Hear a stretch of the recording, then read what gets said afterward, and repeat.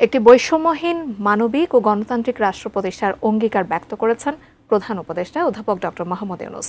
জুলাই গণ অভ্যুত্থান দিবস উপলক্ষে দেশজুড়ে জেলা প্রশাসনের আয়োজনে ভিডিও বার্তায় এ অঙ্গীকারের কথা জানান তিনি। আগামী জাতীয় নির্বাচনের আগে জুলাই যোদ্ধাদের ওপর নির্যাতন ও হত্যার বিচার দাবি জানান জুলাই শহীদ পরিবার ও আহতদের স্বজনেরা। আরও জানাচ্ছেন মাহফুজা মোসলেহি। 2024 বৈষম্য বিরোধী আন্দোলন থেকে সরকার পতনের এক দফা।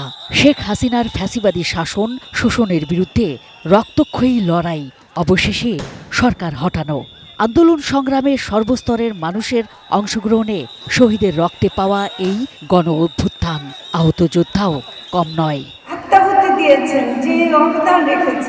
জুলাই গণ অভ্যুত্থান দিবস উপলক্ষে জুলাই শহীদ পরিবার ও আহতদের সংবর্ধনা জানাতেই রাজধানীর চীন মৈত্রী সম্মেলন কেন্দ্রে এই আয়োজন। শহীদদের এবং আহতদের ভাতা প্রদান এবং হেলথ কার্ড প্রদানের কার্যক্রম চলছে।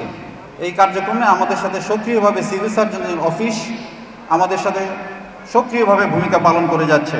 কথা ও গানে তুলে ধরা হয় জুলাইয়ের সংগ্রাম। অ্যান্টিব্যাকটেরিয়াল অ্যাডিটিভ যুক্ত সেরা ওয়াটার ট্যাঙ্ক বিশুদ্ধ পানিতে ব্যাকটেরিয়া জন্মাতে দেয় না।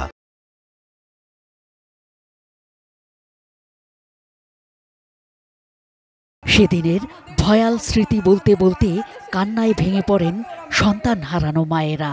এই স্বৈরাচার শেখ হাসিনা, আমি এদের সুষ্ঠু বিচার চাই। রাস্তায় শত শত শহীদের রক্ত পড়ে আছে, সেই রক্তগুলো গুমরে গুমরে কাঁদছে। আমাদের বিচার চাই, আমাদের রক্তের প্রতিদান চাই।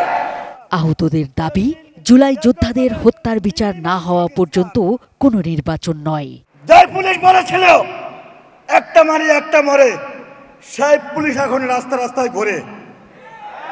কিভাবে সম্ভব? আইন মন্ত্রণালয়কে একটু ধাক্কা দেন। বিচার না করে, ফাঁসিতে না ঝুলিয়ে, আওয়ামী লীগের দোষরদেরকে প্রশাসন থেকে বের না করে দিয়ে বাংলাদেশে কোনো নির্বাচন হতে দেয়া হবে না, হবে না, হবে না। অনুষ্ঠানে এক ভিডিও বার্তায় সবার জন্য সমতার রাষ্ট্র গঠনের অঙ্গীকার জানান প্রধান উপদেষ্টা অধ্যাপক ডক্টর মোহাম্মদ ইউনূস।